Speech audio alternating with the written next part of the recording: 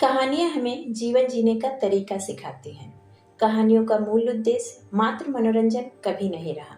इनके माध्यम से अनुभवों का आदान प्रदान, मानवता की शिक्षा, अच्छे कर्म का महत्व तथा उचित अनुचित में अंतर सिखाया जाता है।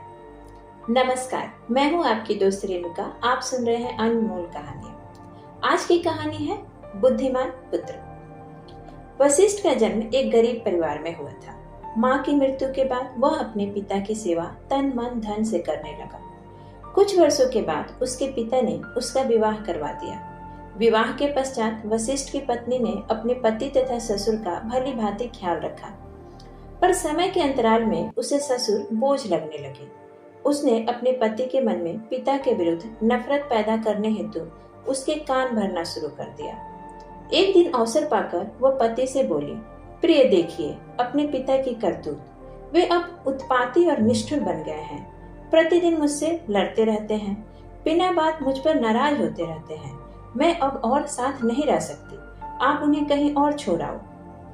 पहले तो वशिष्ठ ने पत्नी की बात पर ध्यान नहीं दिया, पर उसके पीछे पड़ जाने पर एक दिन उसने अपनी पत्नी से कहा, प्रिय, अपने ही पिता के प्रति मैं ऐसा अपराध कैसे कर सकता हूँ। पत्नी ने कहा, आप चिंता मत करें, मैं उपाय बताऊंगी। कुछ विचारती हुई पुनः बोली, आप पिताजी से जाकर अनुरोध करिए कि वह आपके साथ पड़ोस के गांव चले, जहां एक व्यक्ति के पास आपका कुछ पैसा बकाया है।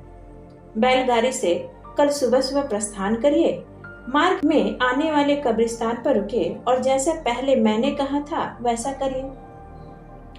वशिष्ठ का पुत्र 7 वर्ष का था। वह अत्यंत बुद्धिमान था। अपनी माँ की बातें सुनकर उसने सोचा, मेरी माँ दादाजी को दूर भेजने के लिए मेरे पिता को बाध्य कर रही है, मैं ऐसा कभी नहीं होने दूंगा। उस रात वह बालक अपने दादाजी के साथ सोया। अगली सुबह निर्धारित समय पर वशिष्ठ ने बैलगाड़ी तैयार की और अपने पिताजी को साथ चलने के लिए बुलाया। बालक ने रोते हुए कहा, पिताजी, आप मुझे छोड़कर मत जाइए, मुझे भी साथ ले चलिए, अन्यथा मैं आप दोनों को नहीं जाने दूंगा। वशिष्ठ ने उसे बहुत समझाया, पर बालक की जिद के सामने हार गया। अंततः पत्नी ने उसे साथ ले जाने की अनुमति यह कहकर दी कि पिताजी को कब्रिस्तान ले जाते समय बालक को सोता हुआ बैलगाड़ी में छोड़ दिया जाए। वशिष्ठ, उसके पिता और तथा पुत्र तीनों बैलगाड़ी में सवार होकर चल दिए। मार्ग में बालक ने सोने का बहाना बनाया। कब्रिस्तान के पास बैलगाड़ी रोककर वशिष्ठ नीचे उतरा, अपने पिताजी को भी नीचे उतारा, फिर कुदाली लेकर निश्चित स्थान पर गड्ढा खोदने लगा। आवाज सुनकर बालक उठकर पिता के पास आया और पूछा, पिताजी, आप इस स्थान पर गड्ढा क्यों खोद रहे हैं।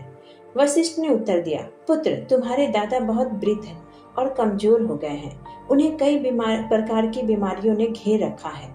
वह तुम्हारी माँ से सदा लड़ते रहते हैं। रोज रोज की यातना से मैं तंग आ गया हूँ। आज उन्हें मैं यहाँ दफना दूंगा। वशिष्ठ का पुत्र अवसर की तलाश में था।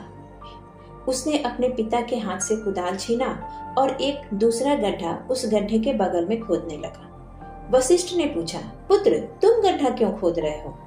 पुत्र ने उत्तर दिया, पिताजी, मैं परिवार की परंपरा का पालन कर रहा हूँ।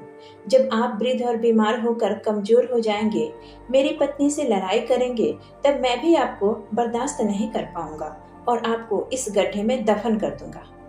बालक की बात सुनकर वशिष्ठ ने कहा, हे पुत्र, तुमने मेरी आंखें खोल दी। मैं यह कठोर दुष्कृत्य करने जा रहा था। मैं तुमसे वादा करता हूँ कि ऐसा अपराध करने का कभी सोचूंगा भी नहीं। मैं तुम्हारे दादा और अपने पिताजी का अच्छे से ख्याल रखूंगा। चलो अब हम घर चले। जब वशिष्ठ की पत्नी ने तीनों को घर वापस आता देखा तो रुष्ट होती हुई बोली, तो तुम अपने पिता को वापस ले आए हो। वशिष्ठ ने गुस्से में उसे घर से बाहर निकाल दिया, पर उसके पुत्र ने किसी प्रकार अपने पिता से अनुनय विनय कर माँ को घर से निकालने से रोक दिया। उसने अपने पति तथा ससुर से अपनी करने के लिए क्षमा मांगी और एक विनम्र, शांत और निष्ठावान गृहिणी बनकर रहने लगी। इस कहानी से हमें ये शिक्षा मिलती है कि एक बालक वयस्क से भी अधिक बुद्धिमान हो सकता है। इसी के साथ मैं आपसे विदा लेती हूँ। फिर मिलूंगी एक नई कहानी के साथ। तब तक आशा करती हूँ कि आप कहानियां सुनते रहेंगे और करना नहीं भूलेंगे लाइक, शेयर एंड सब्सक्राइब।